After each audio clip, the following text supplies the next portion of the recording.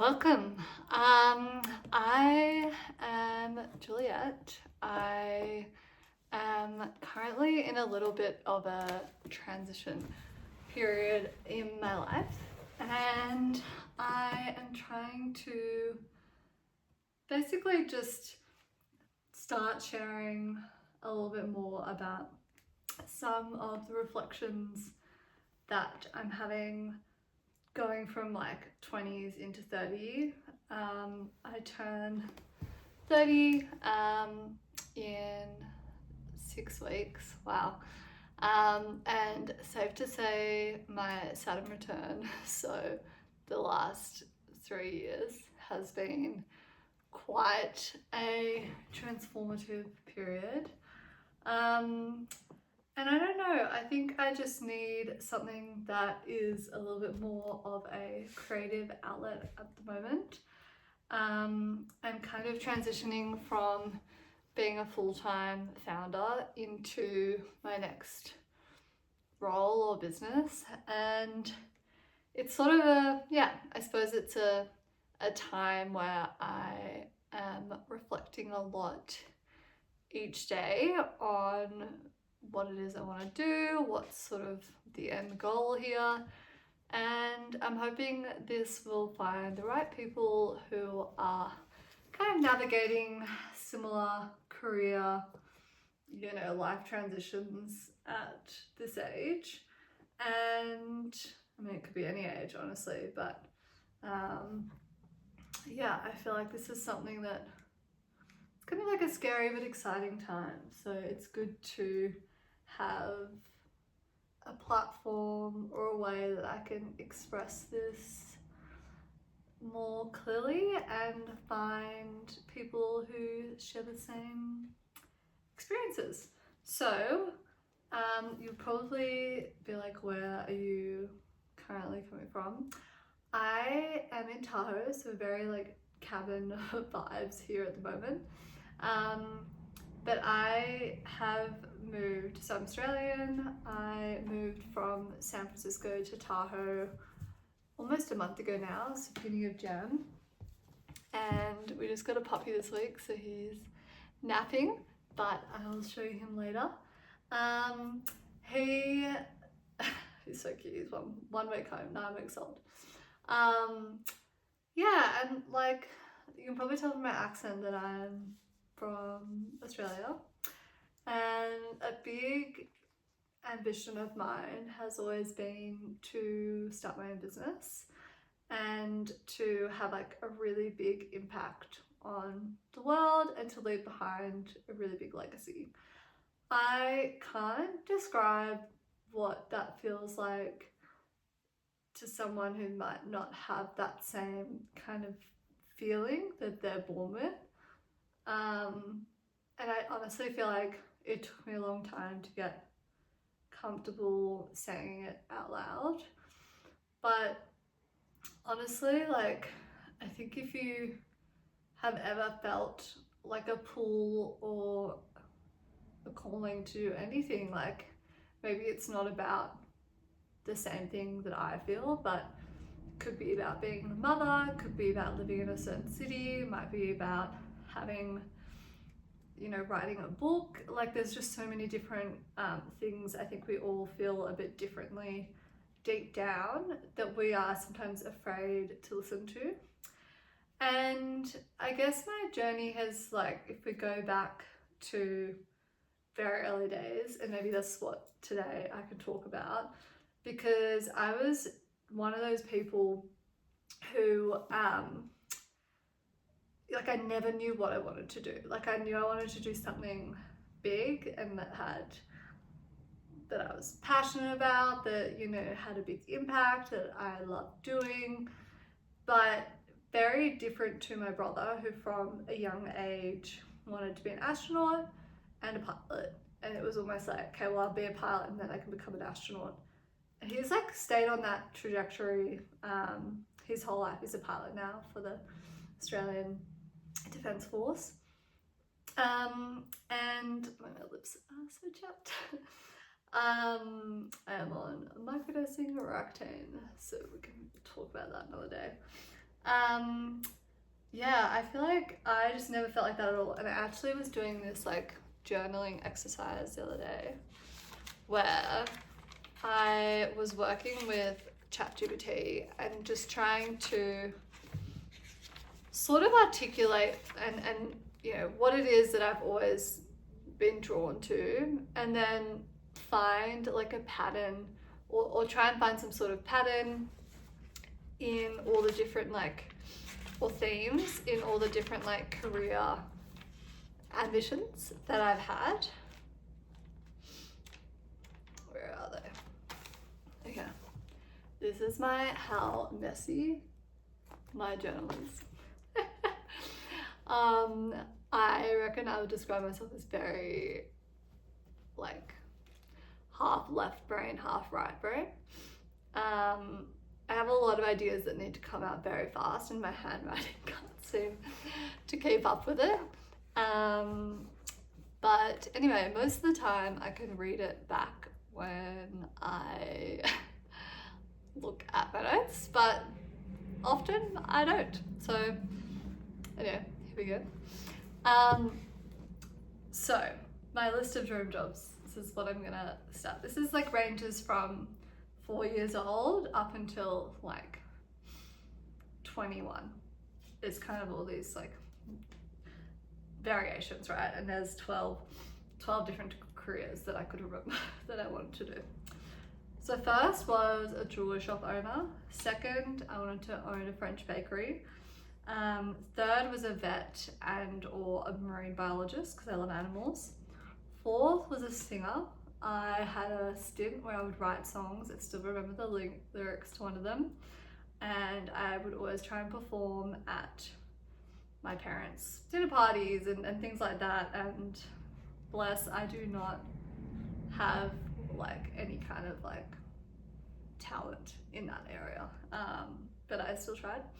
Actress, that was like a similar theme, but I wanted to, I think I liked the idea of like how many careers you could act, and then like that in my mind was like, maybe that'd be a way that I could figure out what I wanted to do if I just, you know,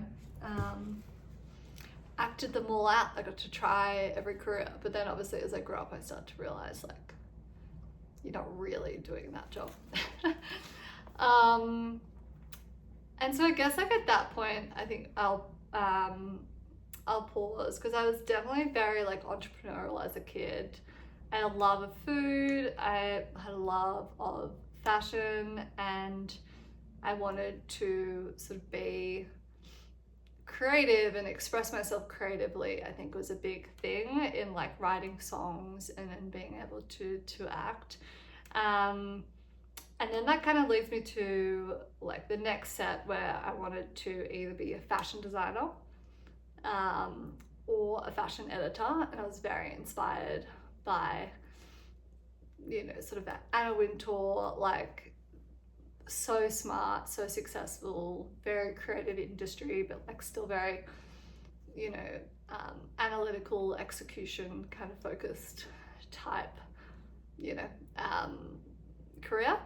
And on the fashion design, a similar sort of creative expression. I grew up, and my mum loves fashion. I think I've just always, since I was a little kid, like would go and try on things in her wardrobe, and you know, loved Sabrina, loved Audrey Hepburn, Breakfast at Tiffany's. Like from a very young age, I was just obsessed. So that is something I'm revisiting at the moment.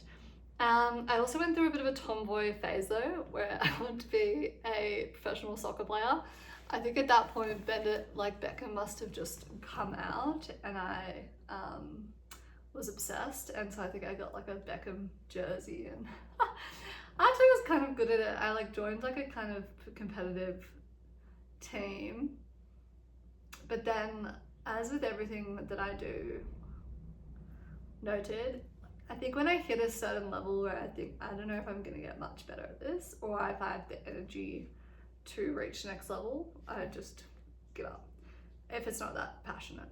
And I think, yeah, sadly that is the stage I reached with my soccer career.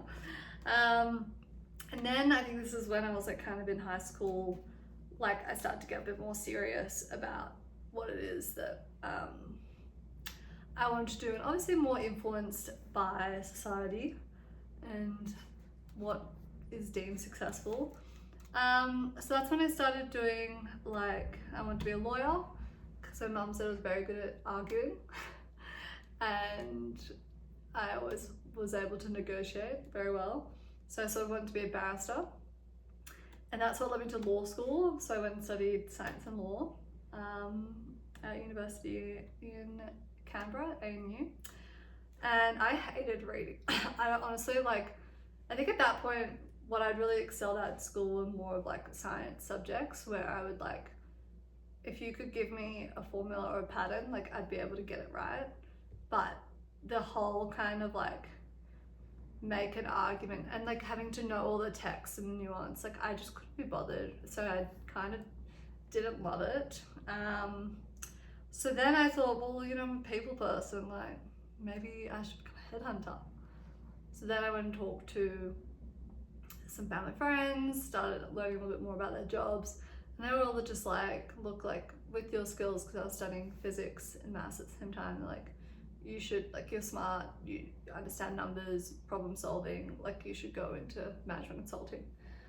So that is what I did, partly also because I knew I wanted to become a CEO one day, and I thought maybe that was like becoming like a Bob Iger, like a CEO of a public company. Like I loved Ride of a Lifetime. I know Bob Iger's a bit controversial now after the Jimmy Kimmel show, and I haven't really dug super deep into what happened, because if you've read that book and like his previous tenure as a CEO, it was really, really inspiring. Just like how strategic he was and able to understand where the company should go and all the sort of M&A activity he did to make Disney what it is today. But they've just changed the CEO today, so probably in relation to that, I haven't read the article yet. And that's sort of what led me into being a consultant, which at the end of the day, after a few years, I realized that the whole kind of corporate game was maybe not for me, like climbing the ladder. Like I worked so hard in my first 10 months, and there was like chat that me and one other girl might be getting promoted earlier than expected, because like Australia was started an off cycle, so it wasn't very common for first year consultants to get promoted in that first year. And so I thought it was like gonna be me, and I was working super hard, I was getting really good feedback, and then I didn't get it, and I was like I can't be bothered, I can't. And then I kind of switched off, which was really bad.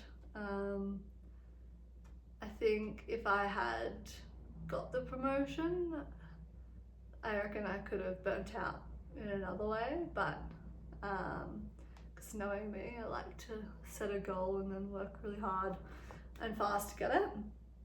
But yeah, anyways, that's sort of my like big arc. And when, I mean, I said this to my mum, and she was like, some people don't know like what they'll be, what their calling is. And like, I think that's fair, because that's how I felt. But when you start to kind of map them all out, and I recommend you do this, whoever's watching, because I start to see a bit more of like a trend, or like a, what do you call it, sort of like a theme that emerged.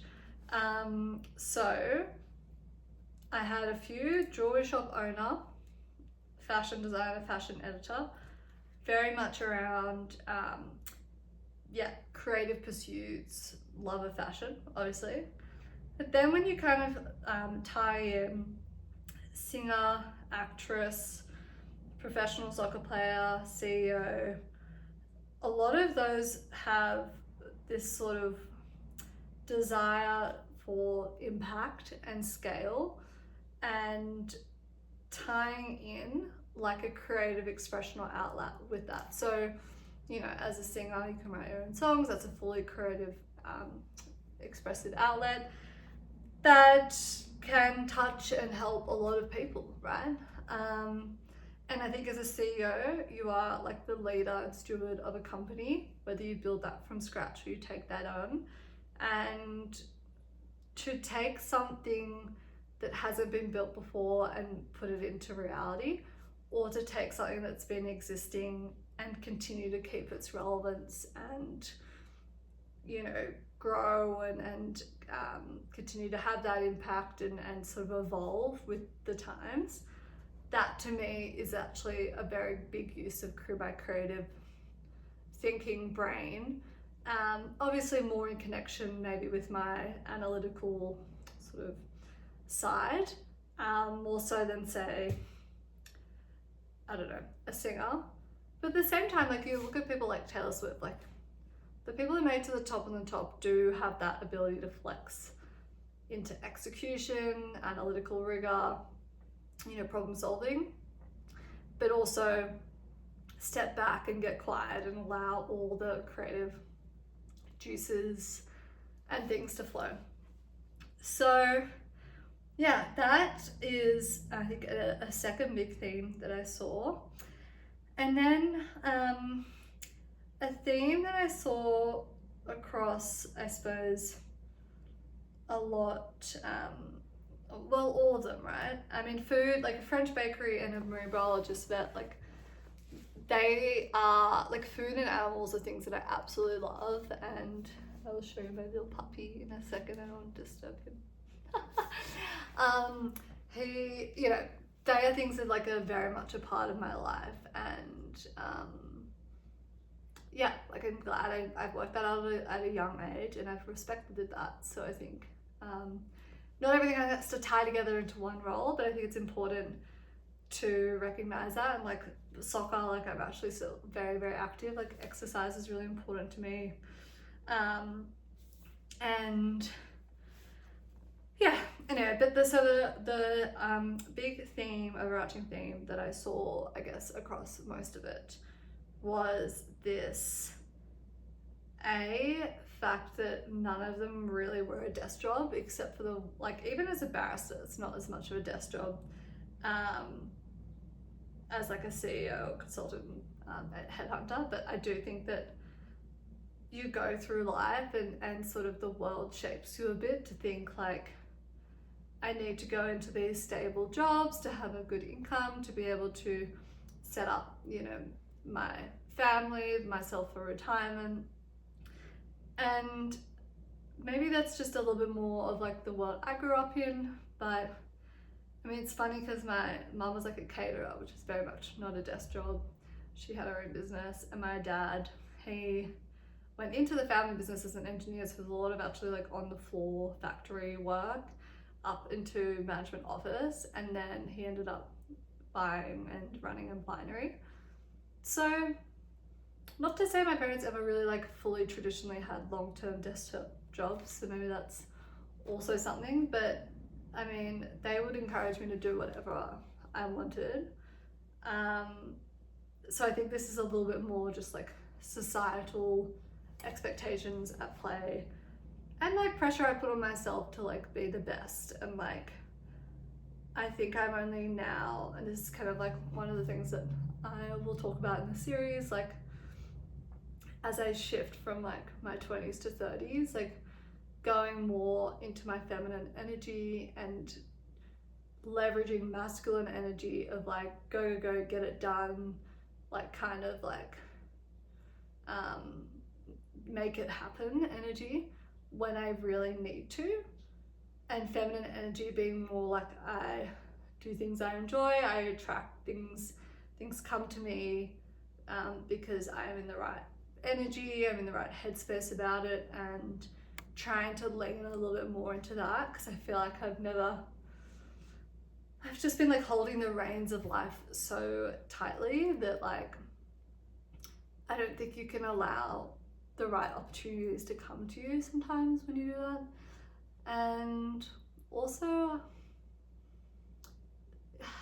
it just means that you can't be as like adaptable to how, you know, like how things play out, like how certain relationships evolve, and what location you live in, and different priorities, different people, family, like all these things that come up that you can't, like you need to be adaptable to. And yeah, so that is, I just totally lost my train of thought there, but I think one big theme was, yeah, not a desk job. And the other is about doing something that I'm really passionate about.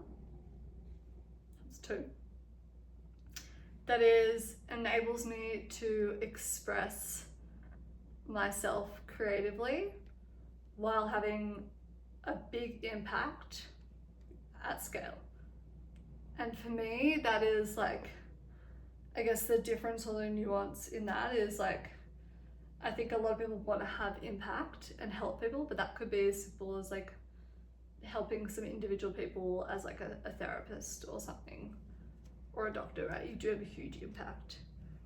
For mine, it's something that like goes far, far beyond me. That is, I can help millions of people without having one-on-one conversations with them. And it's something that comes naturally to me.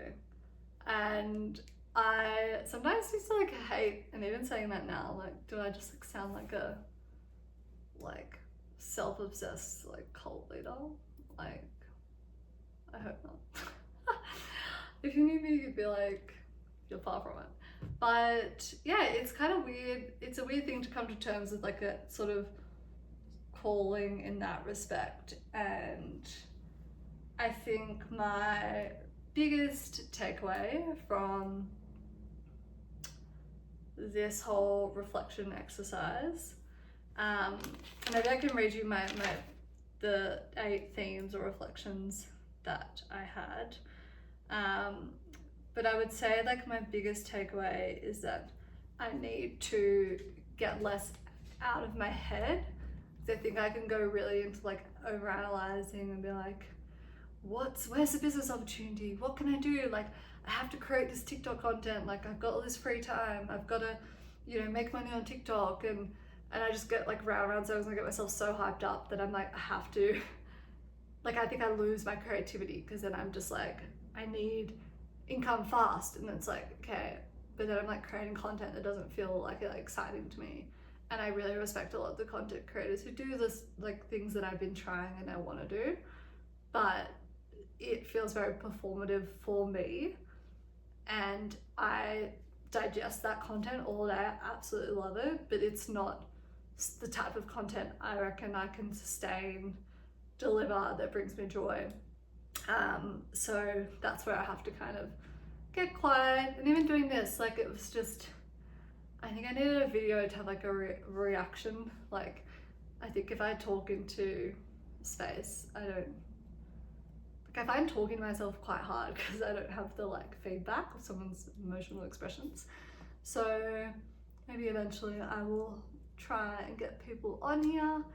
But for now, this is just gonna be my own little creative outlet. So my themes and reflections, I know I may just go over half an hour. 1, I love food, fashion, animals, and sports. 2, I'm a natural born leader, strong negotiator, people and impact oriented, with skills that blend/bridge creative and analytical. I am drawn to paths that have an impact at scale and leave a legacy. A constant through line is not just fashion, but creative expression. A shallow fake belief was in chasing careers that gave me social status and acceptance.